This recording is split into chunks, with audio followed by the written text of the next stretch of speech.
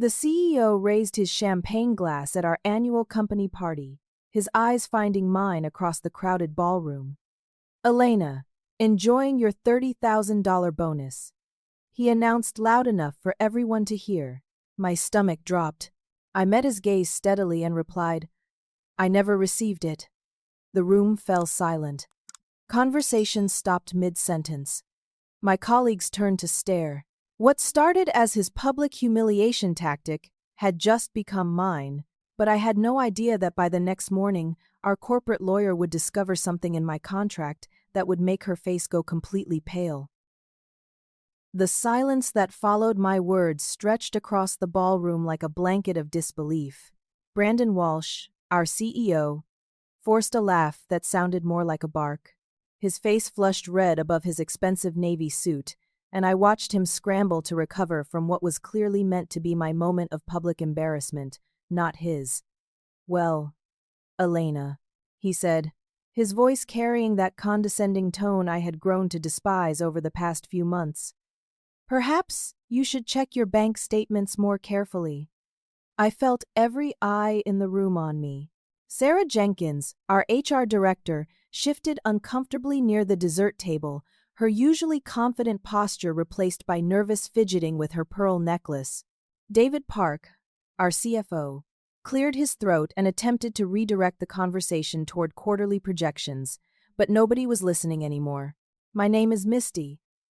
Though Brandon had somehow managed to get it wrong even after 3 years of working together at TechFlow Solutions here in Austin.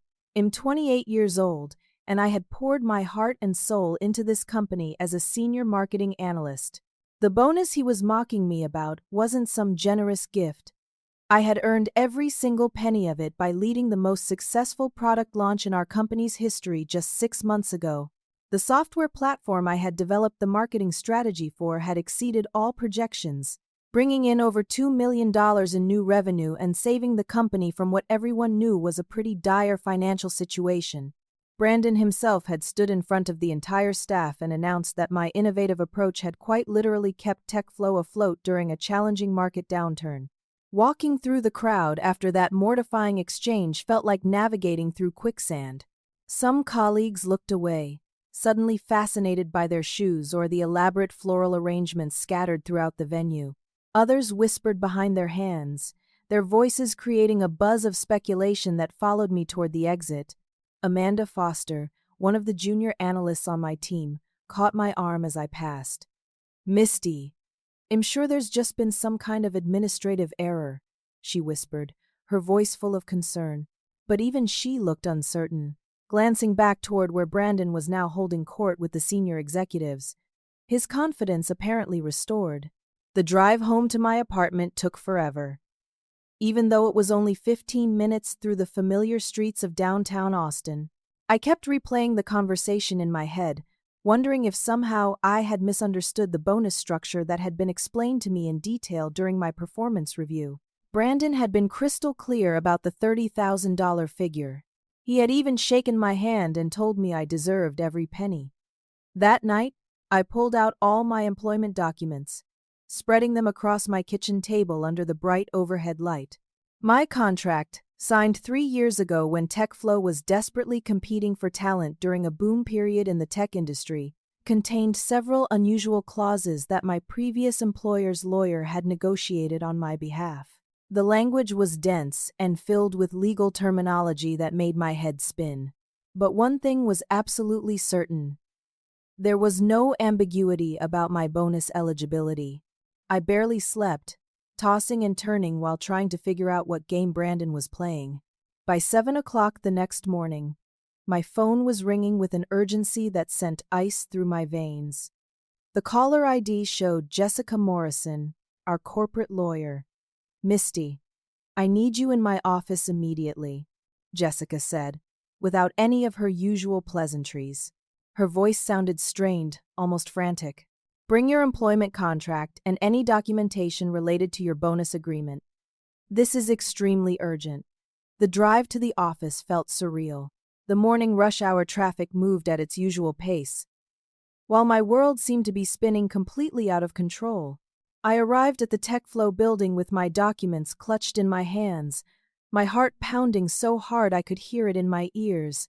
Jessica's office was on the 22nd floor, and I had never seen her look so pale.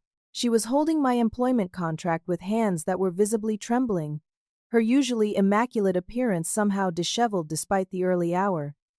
"Sit down, Misty," she said, gesturing to the chair across from her desk. "I need to read you something." She cleared her throat and began reading from the contract in a voice that grew shakier with each word. Any performance bonus exceeding $25,000 must be approved by the board of directors and documented in writing within 30 days of the triggering event. Jessica looked up at me, her face now completely drained of color. "Misty, the company never got board approval for your bonus. According to this clause, which I had completely forgotten about until this morning, your bonus payment isn't just morally obligated. It's legally mandated regardless of what Brandon wants to do." The weight of Jessica's words settled over me like a heavy blanket. I stared at her, trying to process what she had just revealed, while she continued shuffling through papers with increasing agitation. "Jessica, what exactly are you telling me?" I asked. Though part of me already understood the implications. She leaned back in her chair, running her hands through her normally perfect auburn hair. "I'm telling you that your contract is ironclad. When we hired you 3 years ago, we were in a competitive market for talent.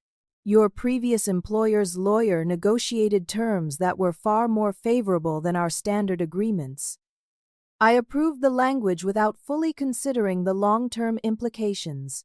Jessica pulled out a thick folder that I hadn't noticed before. "After Brandon's little performance last night, I couldn't sleep. I came in early to review your file, and I discovered several other contract irregularities that we need to discuss." As she spoke, I began to understand that my situation was just the tip of a much larger iceberg.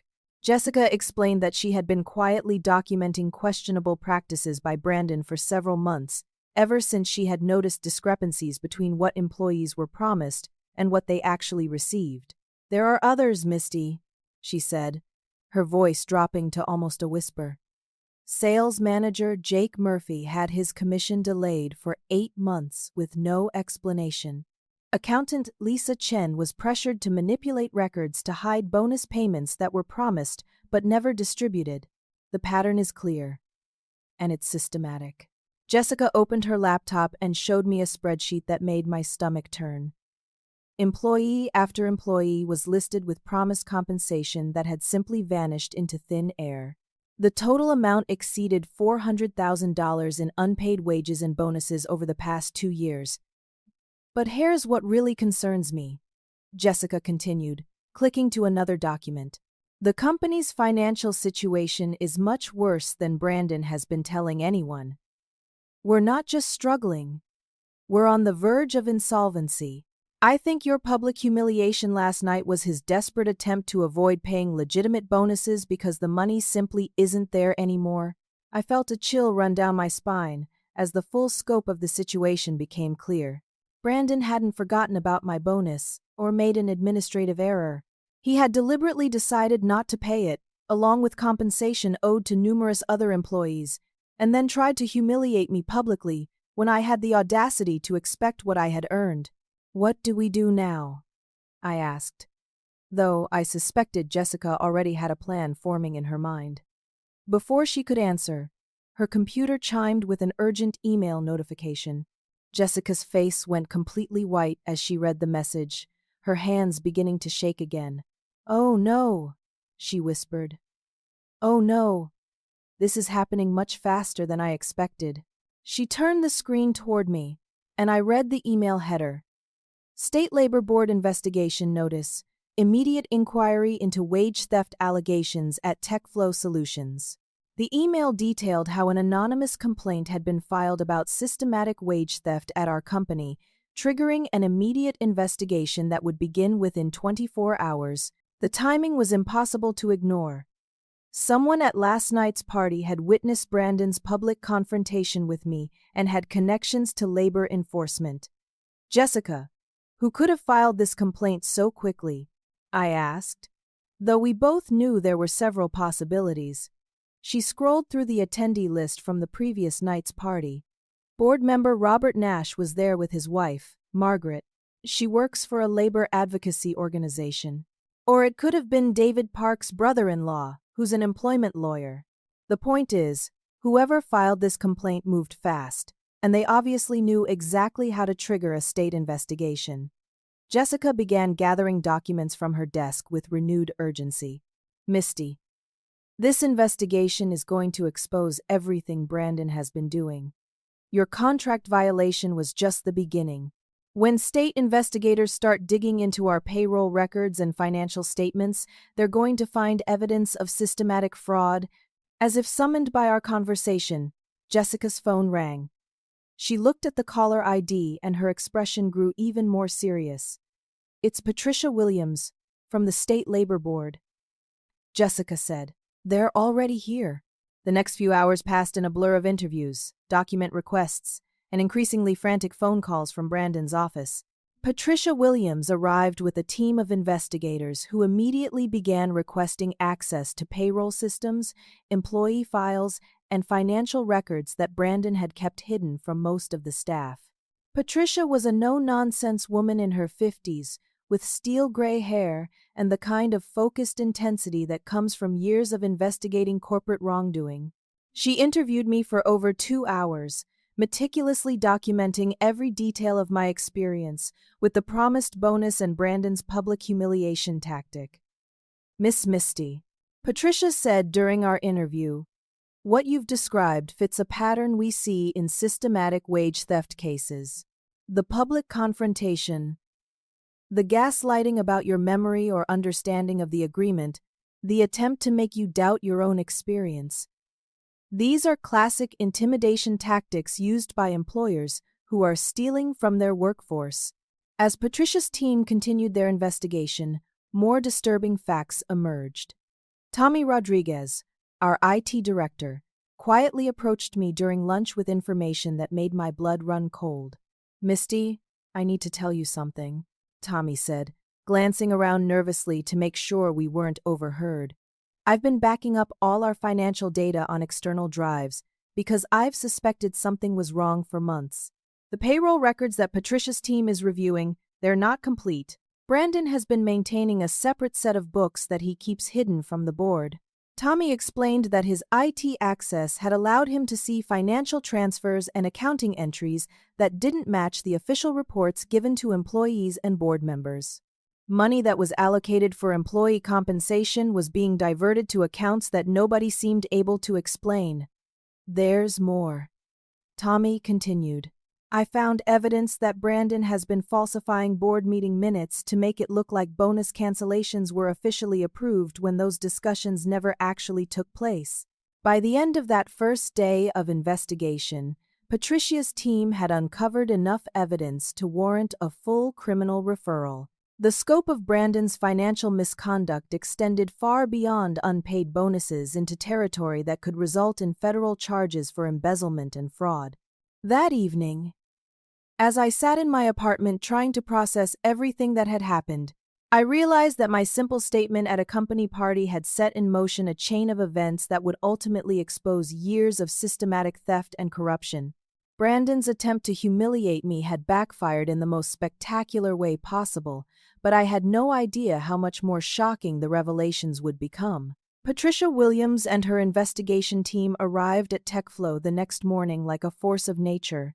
I watched through my office window as they wheeled in boxes of equipment and set up what looked like a temporary command center in our largest conference room. The sight sent waves of anxiety through the entire building. Brandon was clearly panicking. I could hear him through the thin walls separating our offices, making frantic phone calls to his personal attorney and calling emergency meetings with department heads. His voice carried that edge of desperation that comes when someone realizes their carefully constructed lies are about to crumble. "Get me everything on employee compensation for the past 3 years." I heard him bark at his assistant. "And find out exactly what this labor board team has requested access to." Patricia called me in for a second interview that afternoon, and this time she had specific questions about Brandon's behavior patterns and the company's internal culture. Her team had clearly been busy uncovering evidence that painted an increasingly disturbing picture. Misty, we've identified at least 15 employees who have experienced similar issues with unpaid compensation, Patricia explained, spreading a chart across the conference table. But your case is unique because of the legal protections in your employment contract. You're the only employee who has the contractual leverage to demand immediate payment. She showed me documents that revealed the true scope of Brandon's deception. Sales manager Jake Murphy had been told his $8,000 commission was delayed due to a cash flow issue that was clearly fabricated. Software developer Rachel Green had worked 60-hour weeks for 3 months on a rush project with the promise of overtime compensation that never materialized. Customer service supervisor Paul Martinez had been denied a promotion bonus after being told the budget had been reallocated. The most shocking revelation came when Patricia pulled out a thick folder of financial records that Tommy Rodriguez had provided to the investigation. These documents showed systematic diversion of funds meant for employee compensation into accounts that Brandon controlled personally. "This is where it gets really interesting," Patricia said, pointing to a series of electronic transfers. "Brandon has been moving money allocated for employee bonuses into a personal investment account. The account currently contains over $300,000 that should have been distributed to your colleagues over the past 2 years." My hands began to shake as I realized the magnitude of what Brandon had been stealing. This wasn't just about my $30,000 bonus anymore. This was about systematic theft from dozens of hardworking people who trusted their employer to honor legitimate agreements. Patricia continued. "But here's the part that moves this into federal criminal territory. We've traced electronic transfers from Brandon's personal investment account to a business account for a restaurant called Walsh Family Kitchen. That restaurant is owned by Brandon's son, Derek Walsh, and it's been losing money consistently for the past 18 months. The implication hit me like a physical blow. Brandon hadn't just been stealing employee compensation to cover company expenses or personal debt. He had been funneling stolen wages into his son's failing business, using our hard-earned money to prop up a venture that had no connection to our company whatsoever." "Patricia, are you saying Brandon has been using employee wages to fund his family's personal business ventures?" I asked.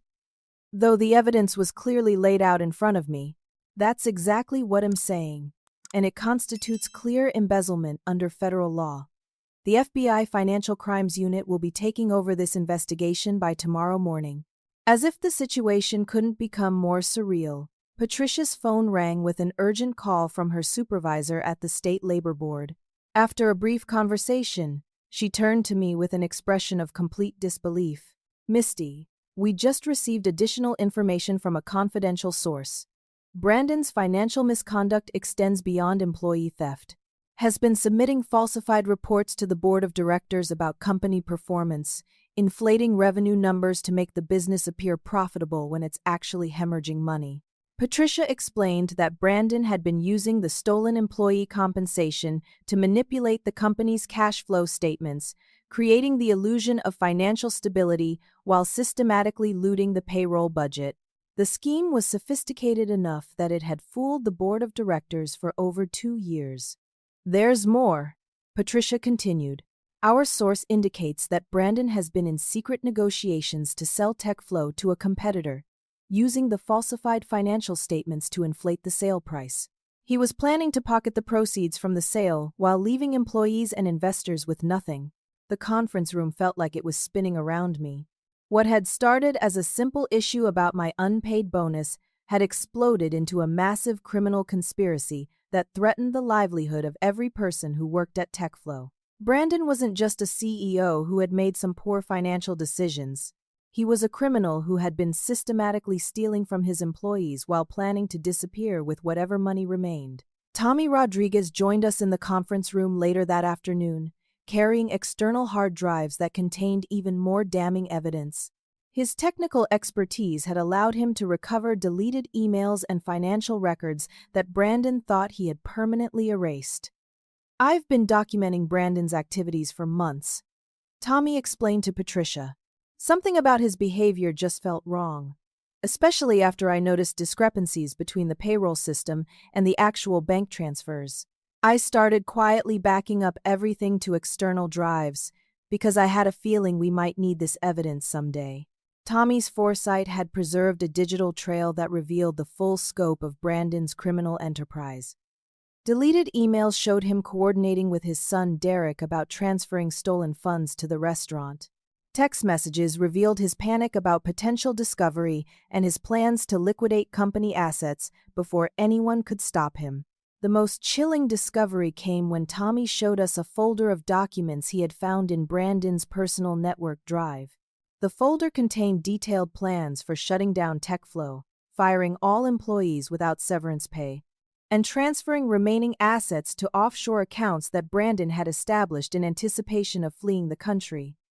"Patricia, this isn't just embezzlement," I said, staring at the evidence spread across the conference table. "Brandon was planning to destroy this entire company and abandon everyone who depends on it for their livelihood." Patricia nodded grimly. "The FBI is going to be very interested in these offshore accounts.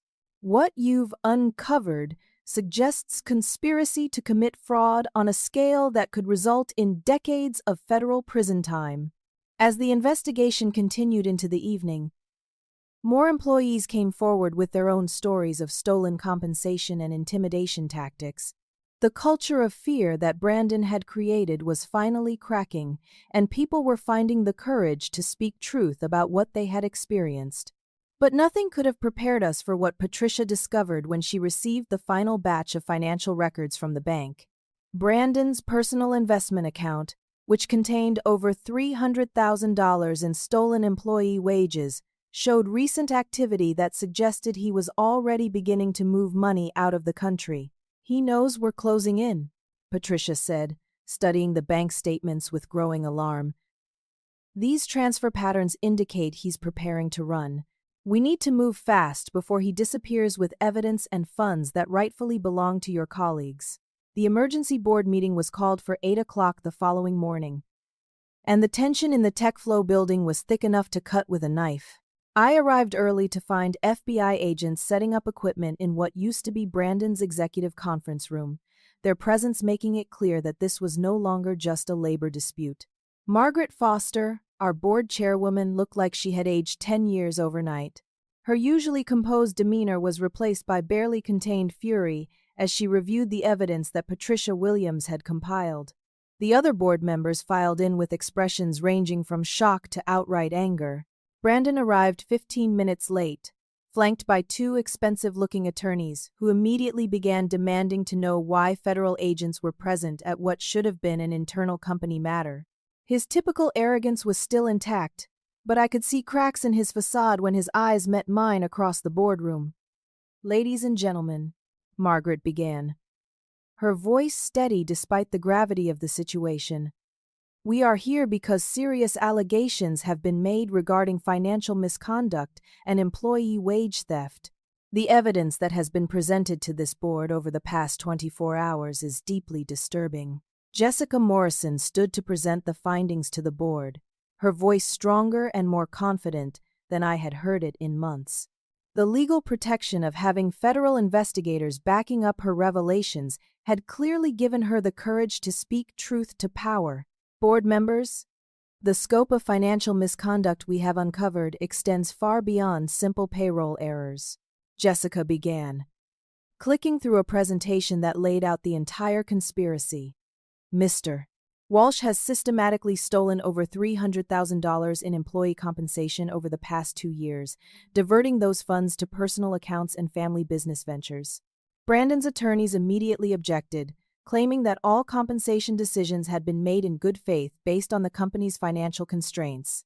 But their protests fell flat when Jessica presented the evidence of falsified board meeting minutes and fabricated financial reports. "Mr. Walsh submitted these revenue projections to the board just 3 months ago," Jessica continued, displaying documents side by side. The actual financial performance, as verified by our banking records, shows losses of over $2 million during the same period. He has been systematically lying to this board about the company's financial health while stealing money that rightfully belongs to our employees. Robert Nash, the board member whose wife likely triggered the initial investigation, leaned forward with barely contained anger.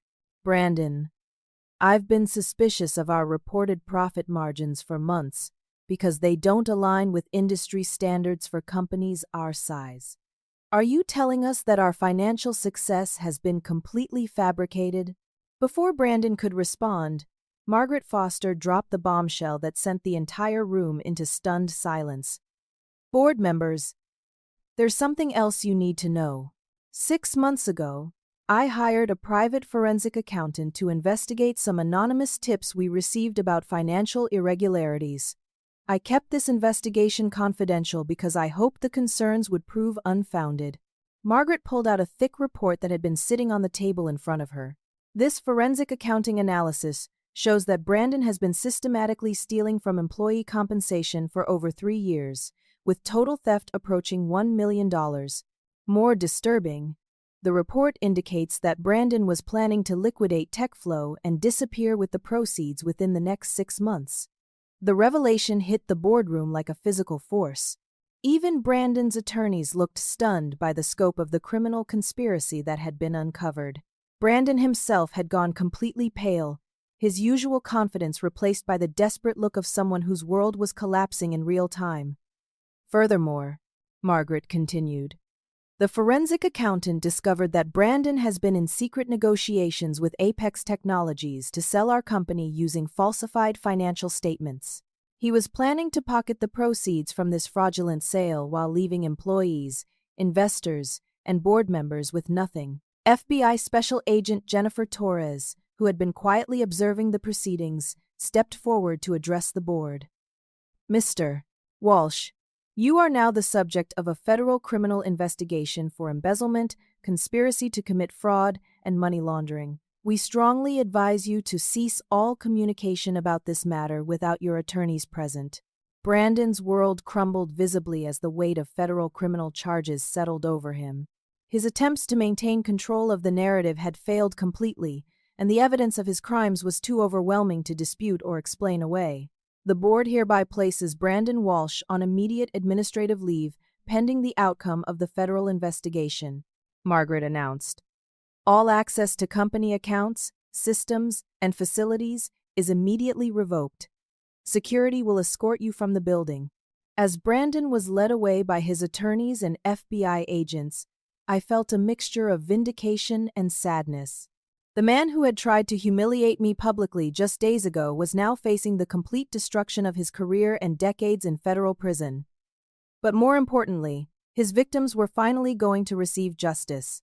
The board meeting continued for several more hours as Margaret and the remaining members began planning for TechFlow's survival without Brandon. The company's actual financial situation was dire, but the recovery of stolen employee wages would provide some stability while they searched for legitimate leadership. Misty, Margaret said as the meeting concluded, I want you to know that the board recognizes your courage in speaking up about your unpaid bonus. Without your willingness to confront Brandon publicly, none of this criminal activity would have been exposed. Jessica approached me as we filed out of the boardroom. The federal prosecutor wants to meet with you tomorrow morning. Your testimony is going to be crucial in building the criminal case against Brandon. Are you prepared for that level of scrutiny and media attention? I nodded, though the reality of becoming a key witness in a major federal fraud case was still sinking in. What had started as a simple demand for my earned bonus had evolved into something much larger and more significant. But nothing could have prepared me for what FBI agent Torres revealed as she walked me to my car that evening. The investigation had uncovered evidence that Brandon's criminal enterprise was connected to a much larger network of corporate fraud involving multiple companies and executives. Misty, Brandon wasn't operating alone, Agent Torres explained. We've discovered communications between him and other CEOs who were sharing tactics for stealing employee compensation and manipulating financial reports. Your case has opened the door to prosecuting a conspiracy that spans multiple states and dozens of companies. The scope of the criminal network that my $30,000 bonus had helped expose was staggering. Brandon's public humiliation of me had inadvertently triggered the investigation of what federal prosecutors were calling one of the largest employee wage theft conspiracies in recent history. As I drove home through the familiar streets of Austin, I realized that my life had changed forever. I was no longer just a marketing analyst who had been cheated out of a bonus. I was now a federal witness whose testimony would help bring justice to hundreds of employees who had been systematically robbed by their employers. The next morning's news headlines confirmed that the story was about to become national news. FBI uncovers massive corporate fraud ring in Austin tech company investigation. My name wasn't mentioned in the initial reports, but I knew that anonymity wouldn't last much longer. The federal courthouse in Austin buzzed with activity as reporters, attorneys, and FBI agents prepared for what had become the largest corporate fraud case in Texas history. I sat in the witness preparation room with federal prosecutor Angela Davis, reviewing testimony that would help convict Brandon Walsh and dismantle the criminal network he had been part of. Angela was a formidable woman in her 40s who specialized in complex financial crimes. Her reputation for securing convictions against white-collar criminals was legendary, and she had flown in from Washington specifically to handle this case due to its national implications. "Misty, your testimony is the foundation of this entire prosecution," Angela explained as she walked me through the evidence we would present to the jury. Brandon's public confrontation with you at the company party was the moment his carefully constructed fraud began to unravel. The jury needs to understand how his arrogance and cruelty toward you exposed years of systematic criminal activity. The evidence against Brandon had grown exponentially since the initial investigation. FBI financial crimes specialists had traced his stolen funds through multiple accounts, revealing a sophisticated money laundering operation that involved fake invoices, shell companies, and offshore banking relationships that stretched across 3 countries. The gambling addiction angle is particularly important, Angela continued, showing me records from various casinos and online betting platforms. Brandon's theft escalated dramatically 18 months ago when his gambling losses began exceeding his salary. Your stolen bonus was just one of dozens of employee payments he diverted to cover his mounting personal debts. The FBI had uncovered Brandon's secret gambling problem through credit card records and bank statements that showed regular large transfers to betting accounts. His son Derek's failing restaurant had been just one of several ventures Brandon was desperately trying to prop up with stolen employee wages. Tommy Rodriguez had become a crucial witness as well, his technical expertise helping federal agents understand the sophisticated methods Brandon had used to hide his crimes. Tommy's preserved data showed that Brandon had been systematically deleting financial records and communications that could have exposed his theft much earlier. The most damaging evidence comes from Brandon's own recordings, Angela said, playing audio files that made my blood run cold. He had been secretly recording conversations with board members, apparently planning to use them as blackmail material if his crimes were ever discovered. The recordings revealed Brandon's paranoia and desperation as he realized that his criminal enterprise was becoming harder to conceal. In one particularly chilling conversation, he discussed plans to frame innocent employees for financial irregularities to deflect suspicion from his own activities.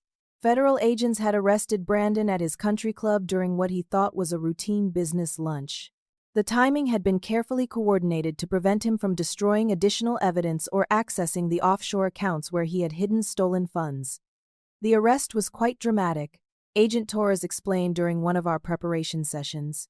Brandon was in the middle of explaining his exit strategy to a potential business partner when our team surrounded his table.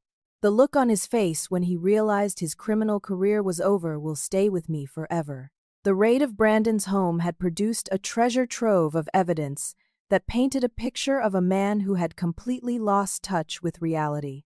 FBI agents found detailed plans for fleeing the country, including false identification documents and wire transfer instructions for moving stolen funds to banks in non-extradition countries. Brandon had clearly been planning his escape for months, Angela said, showing me photographs of the evidence recovered from his home office. He had researched countries without extradition treaties with the United States and had already begun the process of establishing residency in several potential havens. The discovery of Brandon's escape plans had prompted federal prosecutors to request that he be held without bail as a flight risk. His attorneys argued that he was a pillar of the Austin business community who would never flee. But the evidence of his planned disappearance was too compelling to ignore. The human cost of Brandon's crimes became clear as more employees came forward with their stories. Lisa Chen, our company accountant, revealed how Brandon had pressured her to manipulate financial records by threatening her immigration status. Jake Murphy described months of financial hardship after his promised commission disappeared, forcing his family to take on debt just to cover basic expenses. The psychological impact on Brandon's victims is significant, Angela explained. He didn't just steal money. He created a culture of fear and intimidation that made employees doubt their own worth and competence. Many of his victims experienced anxiety, depression, and financial stress that affected their families and personal relationships. The trial preparation revealed that Brandon's crimes had cost TechFlow employees nearly $1 million in stolen wages, bonuses, and benefits over a 3-year period. The company's actual financial situation was so dire that several employees would likely lose their jobs even after Brandon's conviction, making the human cost of his greed even more tragic. Federal sentencing guidelines for this level of financial fraud typically result in 8 to 12 years in prison, Angela said. But Brandon's case involves aggravating factors like the sophisticated nature of his scheme, the large number of victims, and his attempts to obstruct the investigation by destroying evidence. As the trial date approached, media attention intensified dramatically. National news outlets picked up the story of how a CEO's public humiliation of an employee had triggered the exposure of a massive fraud conspiracy. My name was now public, and reporters regularly called requesting interviews about my experience. The most shocking revelation came when federal investigators announced that Brandon's fraud was connected to a larger network of corporate executives who had been sharing strategies for stealing employee compensation. The FBI had identified similar schemes at companies in California, Florida, and New York, all connected through an exclusive business network that Brandon belonged to. This conspiracy involves at least 12 companies and potentially hundreds of victim employees.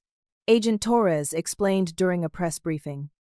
Brandon Walsh was a key figure in what appears to be a coordinated effort to systematically defraud workers across multiple industries. The scope of the criminal enterprise that my simple statement about a missing bonus had helped expose was staggering. Federal prosecutors were now coordinating with multiple states to build cases against an entire network of executives who had been treating employee compensation as their personal slush funds. As I prepared to testify before a federal grand jury, I reflected on how dramatically my life had changed since that company party just months ago. Brandon's attempt to humiliate me had instead exposed him as a criminal and helped protect hundreds of other employees from similar exploitation. But the most satisfying moment came when Angela showed me the final piece of evidence that would seal Brandon's fate. His own recorded conversation with Derek about using stolen employee wages to fund the restaurant included a statement that perfectly captured his arrogance and contempt for the people he was robbing. These employees should be grateful to have jobs at all. If they can't survive on what I choose to pay them, that's their problem, not mine. Those words would soon be played for a jury of Brandon's peers, ensuring that justice would finally be served for all of his victims. The courtroom was packed with reporters, TechFlow employees, and federal agents as Brandon Walsh's criminal trial began on a crisp October morning in Austin. I sat in the witness section, my stomach churning with nervousness as I prepared to testify against the man who had once been my boss and was now facing decades in federal prison. Brandon looked dramatically different from the confident CEO who had humiliated me at the company party just 8 months earlier. His expensive suits had been replaced by a simple gray outfit provided by the jail where he had been held since his arrest. His once commanding presence had diminished to that of a defeated man who finally understood the consequences of his actions. Federal prosecutor Angela Davis delivered an opening statement that methodically laid out the scope of Brandon's crimes for the jury. Ladies and gentlemen, this case is about betrayal of the most fundamental kind. Brandon Walsh betrayed the trust of employees who worked hard and played by the rules, stealing their earned compensation to fund his personal gambling addiction and family business ventures. Angela's presentation included charts showing the nearly $1 million Brandon had stolen from TechFlow employees, the sophisticated methods he used to hide his crimes, and the devastating impact his theft had on families who depended on their promised compensation to pay mortgages, medical bills, and children's education expenses.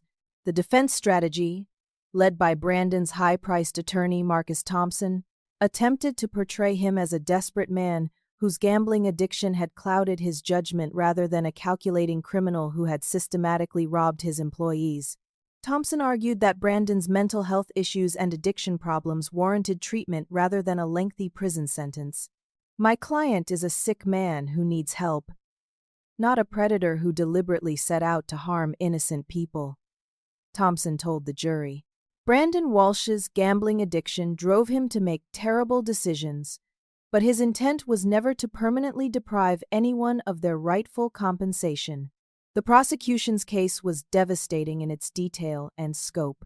Tommy Rodriguez testified about the sophisticated computer systems Brandon had used to hide stolen funds and falsify financial records.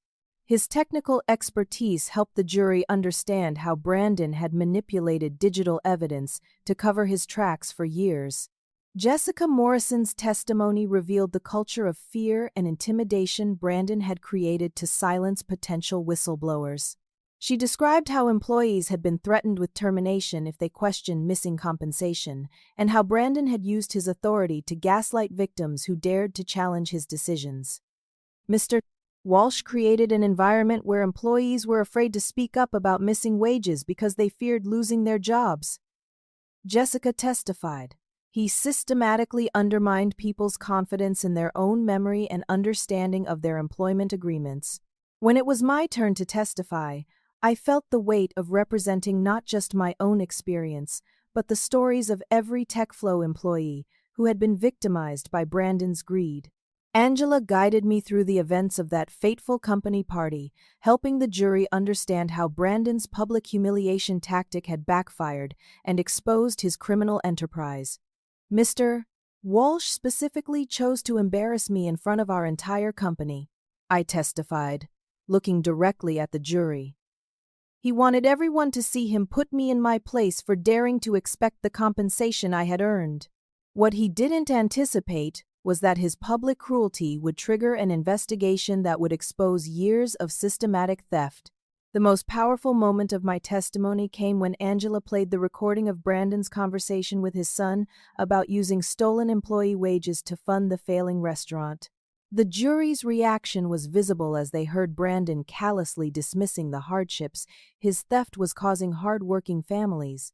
Brandon's defense team attempted to cross-examine me about my motivations for speaking up, suggesting that I was a disgruntled employee seeking revenge rather than a victim seeking justice.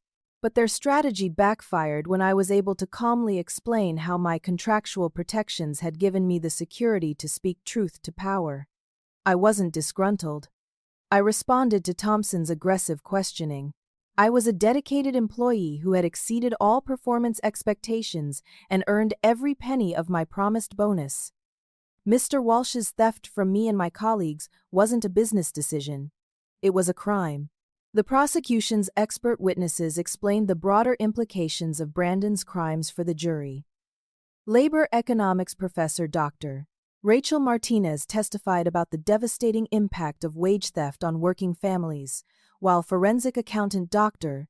James Wilson walked the jury through the sophisticated methods Brandon had used to launder stolen funds.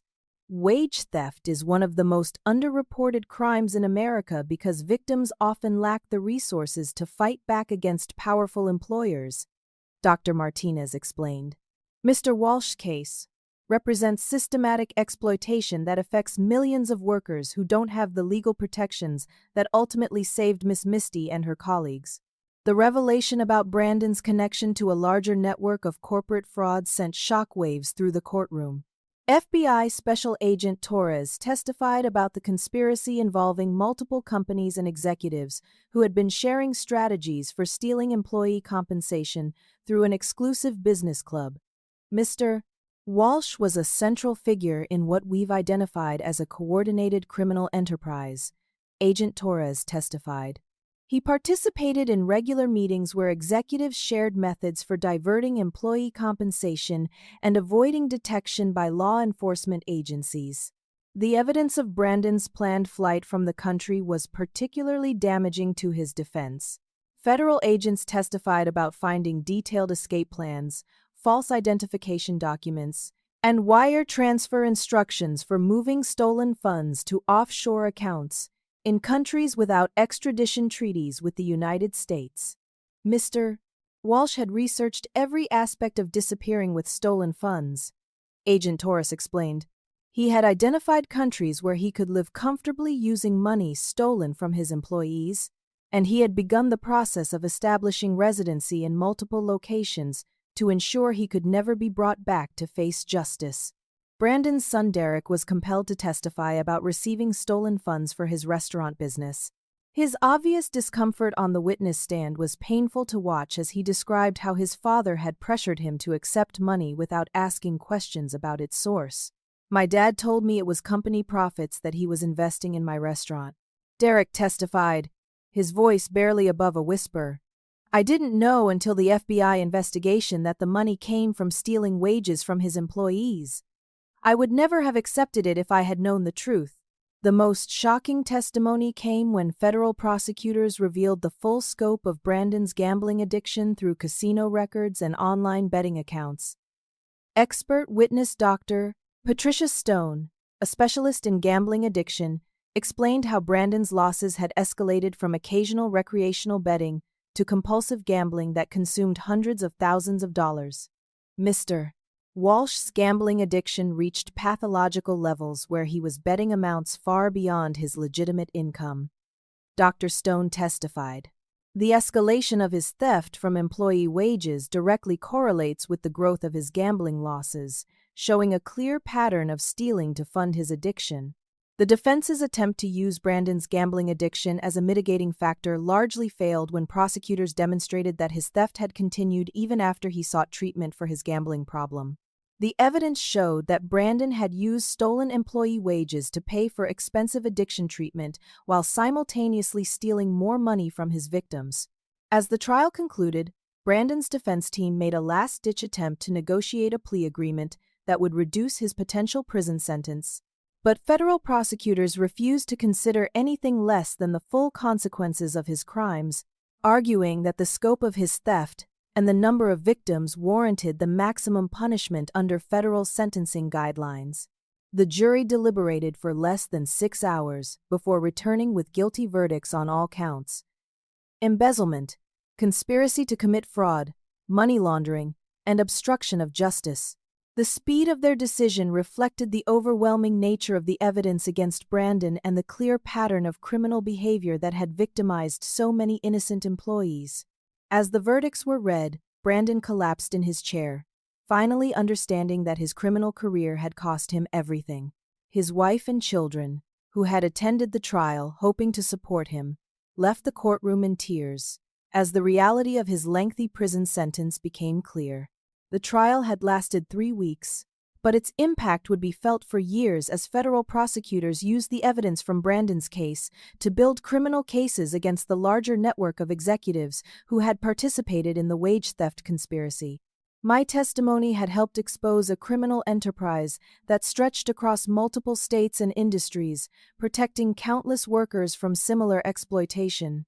But the most satisfying moment came during the victim impact portion of the trial, when dozens of TechFlow employees had the opportunity to address Brandon directly about how his crimes had affected their lives and families. The cumulative weight of their stories painted a devastating picture of the human cost of corporate greed and the importance of holding powerful people accountable for their actions. The day of Brandon Walsh's sentencing arrived on a sunny spring morning 6 months after his conviction. Federal Judge Catherine Morrison's courtroom was again packed with TechFlow employees, reporters, and FBI agents who had worked on the case.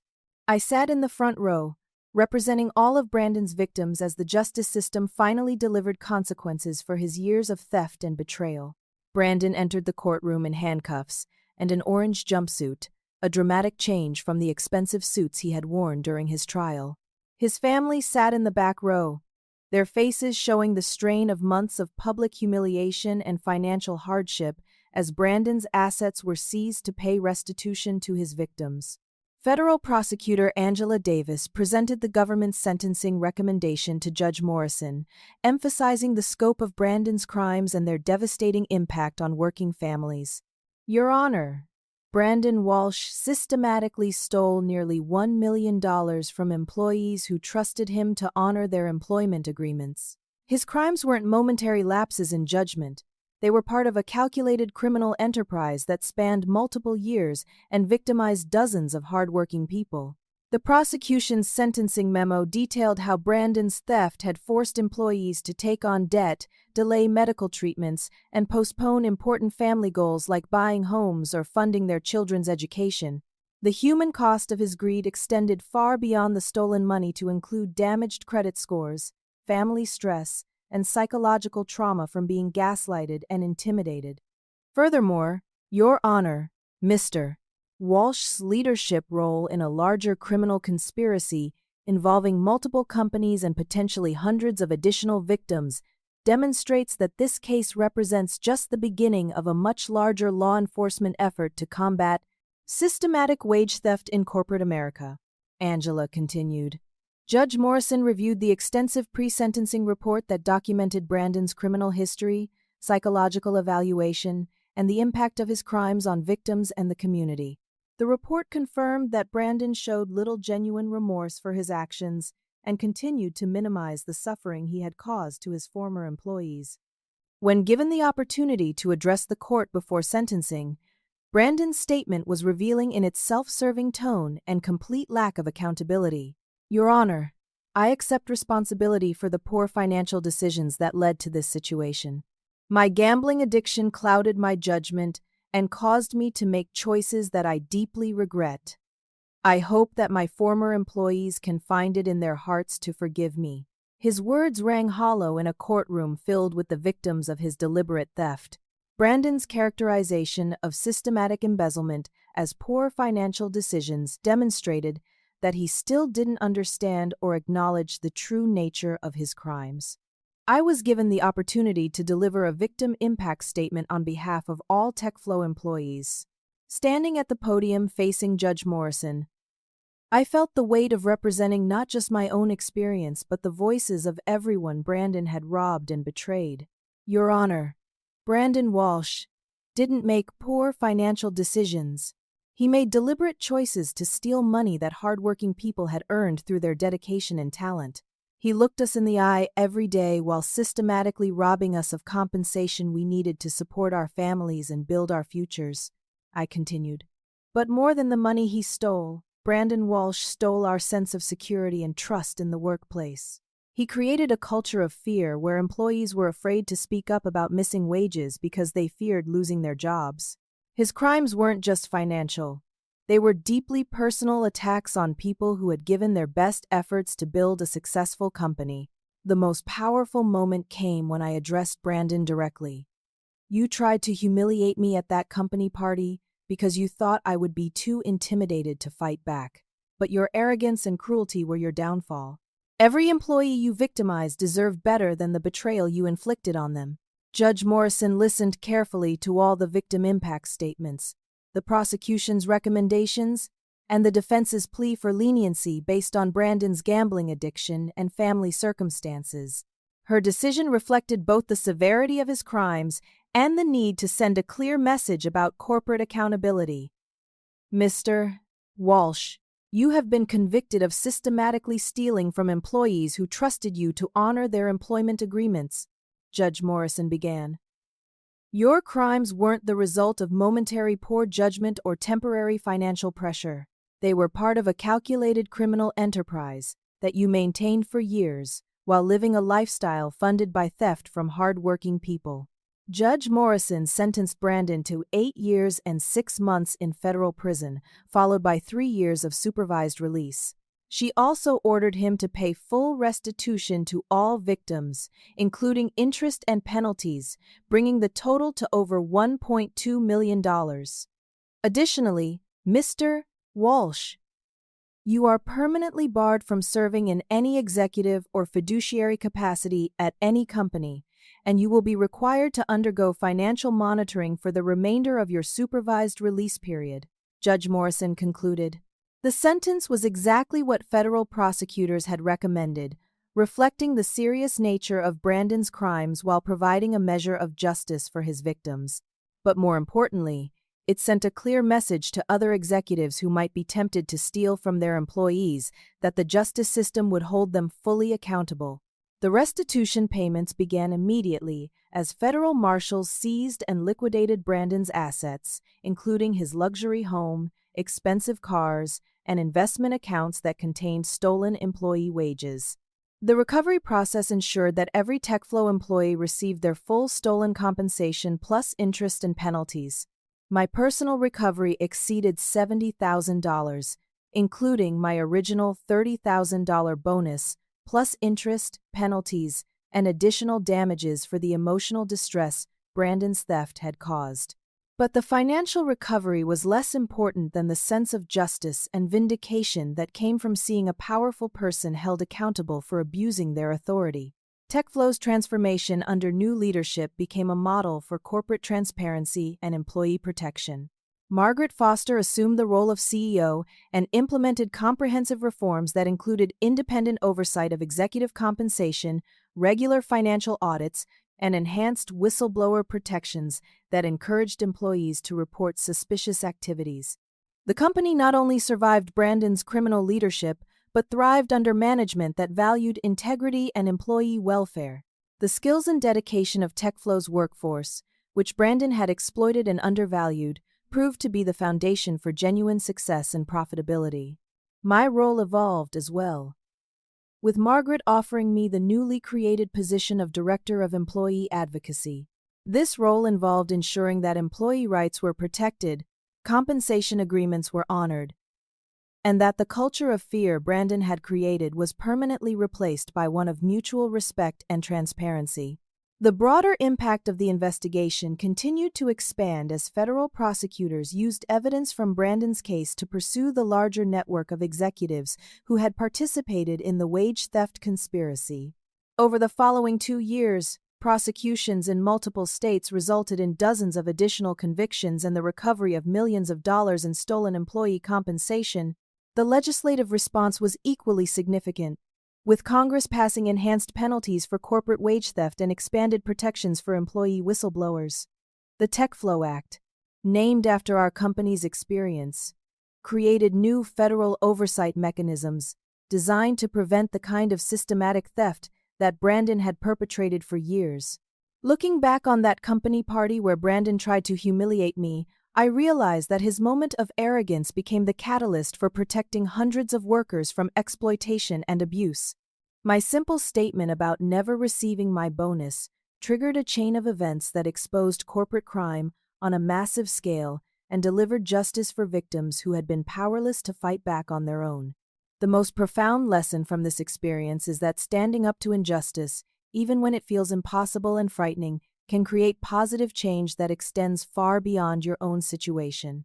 My willingness to speak truth to power in that moment of public humiliation ultimately protected countless other employees from similar exploitation.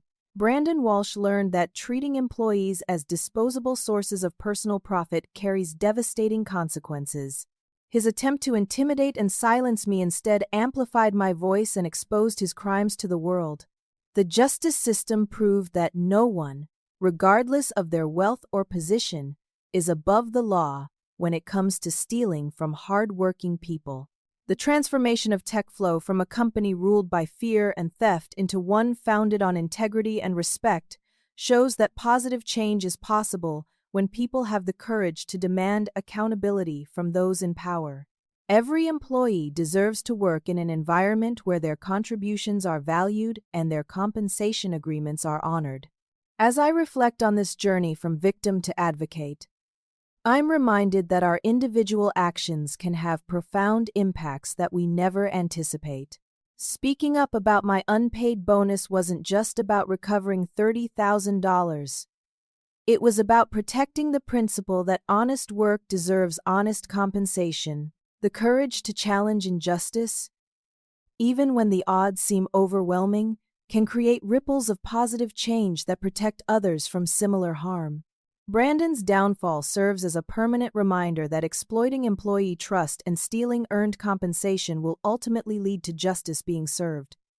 Now I want to hear from you. Have you ever experienced wage theft or unfair treatment from an employer? What gave you the strength to speak up? Or what held you back from reporting workplace injustice? Share your story in the comments below because your experience could help someone else find the courage to demand fair treatment. If this story resonated with you, please give it a like to help others discover these important lessons about workplace rights and corporate accountability. Subscribe to hear more stories about ordinary people standing up to powerful institutions and creating positive change in their communities. Don't forget to share this video with friends or family members who might be facing similar workplace challenges. Sometimes knowing that others have successfully fought back against unfair employers can provide the inspiration needed to seek justice for yourself or your colleagues. Thank you for taking this journey with me from that humiliating company party to the federal courthouse where justice was finally served. Remember that your voice matters. Your rights are worth defending. And speaking truth to power can create changes that protect not just yourself, but countless others who need someone brave enough to stand up first. Until next time, keep fighting for fairness. Keep demanding accountability, and never let anyone convince you that you don't deserve the compensation you've honestly earned.